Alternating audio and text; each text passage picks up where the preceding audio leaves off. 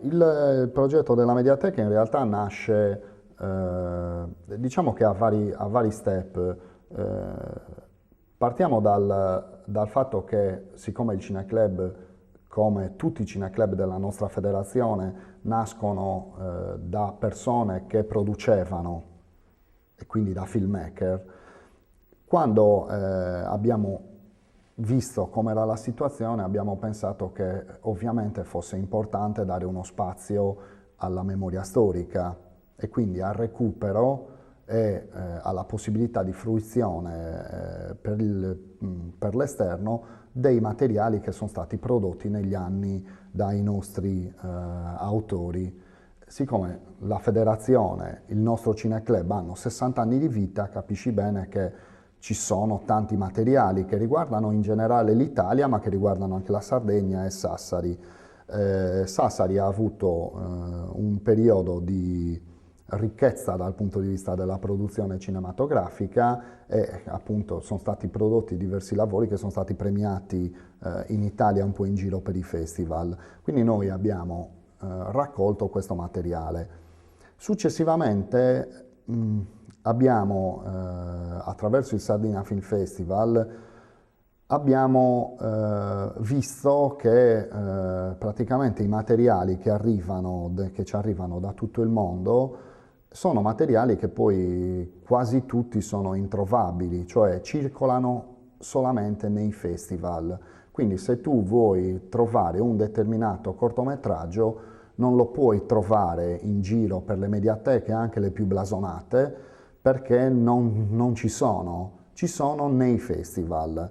La nostra idea è stata quella di prendere tutti i materiali, avere la liberatoria dagli autori e creare un punto qui a Sassari di raccolta di questi materiali. Quindi materiale storico è una cosa, il materiale che arriva al festival e che poi entra in mediateca è un'altra cosa. Noi attraverso questo abbiamo da una parte una visione reale di quello che si produce nel mondo e quindi quali sono le tendenze del cortometraggio, che sia videoarte, che sia sperimentale, che sia fiction, che sia animazione, a noi arrivano lavori da tutto il mondo, quindi tu hai una visione di che cosa stanno facendo nel mondo, di cosa stanno facendo in Giappone, in Iran o in Russia. Questi materiali riteniamo che siano molto importanti, insomma, molto importanti per i cultori di questo tipo, di questo genere, ma molto importanti anche per la scuola. Il cortometraggio, essendo corto, ha la possibilità di affrontare dei temi importanti, pesanti, di affrontarli in pochi minuti. Quindi un disagio sociale tu lo puoi sviluppare in 10-15 minuti. Questi materiali utilizzati dalla scuola possono dare la possibilità di comprendere un determinato tema e poi di permettere una discussione e di svilupparlo. Quindi, in poche parole, noi abbiamo questi materiali che stiamo raccogliendo, la mediateca è online, cioè ci sono tutti i materiali con le schede dove possiamo praticamente far accedere ai docenti e far capire che materiale c'è. Allora, nella mediateca noi quindi raccogliamo tutti i materiali provenienti dal festival e raccogliamo tutti i materiali storici. L'utente può via internet vedere quali sono i materiali, che temi toccano e poi scegliere, venire qui da noi in mediateca e visionare i materiali. Questo servizio è molto utile per la scuola perché i docenti possono, attraverso il cortometraggio, aprire un dibattito o far capire determinate tematiche che siano appunto di educazione ambientale, sociale e altro, tant'è che noi collaboriamo con associazioni che si occupano di argomenti specifici. Con la cooperativa Pizzinos abbiamo realizzato una serie, se non sbaglio, di 5 incontri dove venivano affrontate tematiche che riguardavano il lavoro, che riguardavano l'inclusione sociale, che riguardavano delle malattie particolari come ad esempio l'Alzheimer e questi dibattiti venivano praticamente avviati con la visione di alcuni cortometraggi che parlavano di quelle problematiche e quindi lo sviluppo che può avere la Mediateca in questo senso è molto, molto importante. Tieni conto che questa è praticamente l'unica Mediateca che raccoglie cortometraggi in questo modo, cioè in Italia praticamente non ci sono altre mediateche che si occupano del cortometraggio visto come dal punto di vista del contenuto. Normalmente se tu entri nella Cineteca di Bologna puoi raccogliere del materiale ma partendo dal regista o partendo dal titolo del film. Il cortometraggio non lo trovi in questo modo perché i registi sono in questo momento quasi tutti sono sconosciuti. Non puoi partire dal titolo, devi partire dal contenuto. E questo praticamente non lo fa nessuno. E noi abbiamo attivato questo sistema che permetterà di fare questo e quindi di partire dall'argomento trattato.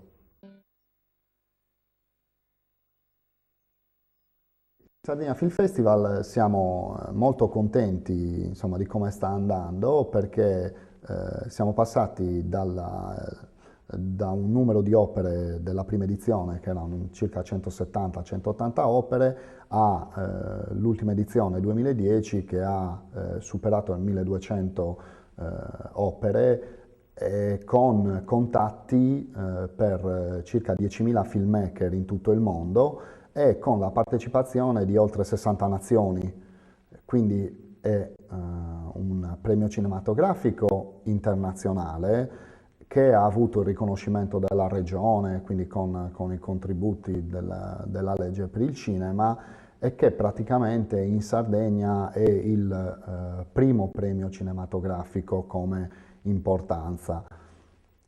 Ha avuto un enorme successo perché noi riusciamo a mantenere contatti con filmmaker appunto provenienti da tutto il mondo, ma poi perché abbiamo una rete di cineclub affiliati che ci permette di diffondere al meglio il bando di concorso del Sardinia.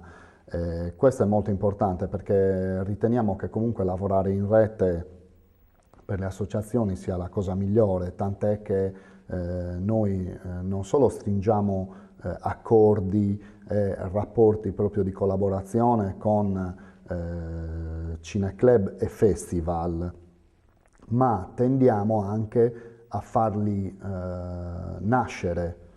Siamo riusciti in Sardegna a far aprire 2-3 cineclub sparsi in Sardegna e collaboriamo ad esempio a Sassari, a parte con il Cineclub Sorso, ma con il nuovo Circolo del Cinema con il quale insomma contribuiamo per la realizzazione di rassegne cinematografiche di film che in qualche modo sono sommersi e che invece sono molto importanti.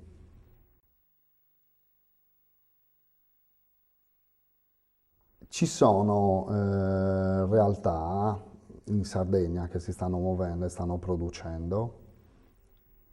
Mm, diciamo che noi quest'anno in particolare abbiamo creato una sezione che riguardava il cinema sardo e ci sono delle buone realtà, ci sono filmmaker che stanno producendo cose interessanti. Diciamo che si sta creando una sorta di stacco tra autori sardi che fanno cose veramente belle e che fanno anche a livello internazionale e poi cose molto basse, cioè amatoriali. Manca una fascia mediana, cioè sembra quasi che la crescita o avviene tutto in un momento con un'opera, eccetera, oppure tu non riesci a uscire. Un esempio classico di opera, insomma, cinematografica che è arrivata a livelli internazionali è per esempio L'arbitro di Paolo Zucca, che ha vinto l'anno scorso il David di Donatello e che è un'opera cinematografica che è stata presentata e premiata anche a Clermont-Ferrand, che è uno dei festival più importanti a livello mondiale sul cortometraggio, quindi cioè proprio eccezionale. L'arbitro di Paolo Zucca è stato selezionato e premiato a Clermont-Ferrand, ma poi ha vinto il David di Donatello, che è, diciamo, l'Oscar per le opere italiane nella sezione cortometraggi, quindi insomma molto molto importante. Ma ci sono anche altri autori, anche autori del Cineclub Sassari, che si stanno mettendo in evidenza a livello internazionale. Uno è Franco Fais, ha fatto un documentario su Pinuccio Sciola, sulle pietre di Pinuccio Sciola, e ha vinto già 3 premi, se non sbaglio, all'estero con questo documentario, molto bello anche dal punto di vista fotografico.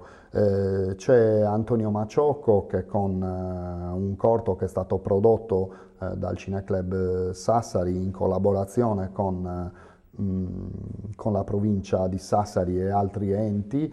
Prima la sceneggiatura ha vinto il concorso Il Cinema Racconta il Lavoro, poi è stato prodotto e sta vincendo vari premi in Italia. Adesso siamo pronti per la sottotitolazione in inglese, perché lo manderemo poi in festival internazionali. Quindi ci sono opere che stanno andando avanti, registi che stanno andando avanti, al di là di quelli ovviamente conosciuti e blasonati, insomma, del grande cinema.